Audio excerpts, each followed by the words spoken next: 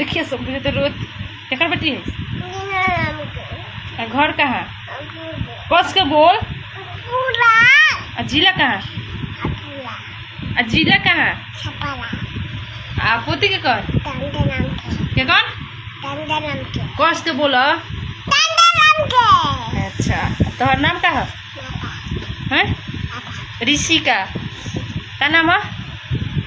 बता दो ऋषिका पांडे पांडे ना कुमारी पांडे दूल्हा से लोग कहे कहे निशान है ना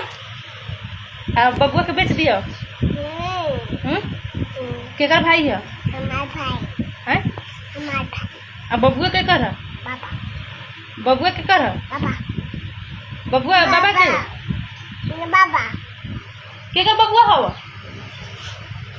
के कर बाबा 12 के कर गिर गल बबुआ खेलता उठ जा बेटा उठ जा है ना बेटा ऋषिका आओ बेटा आओ तो तू आओ तो ना का इहो बबुआ हो छोट बा दुलरुआ बाबा के चल कर जाई पापा भी घूमे खातिर छोड़ दे जाए तनी घूमे खातिर वो पापा भी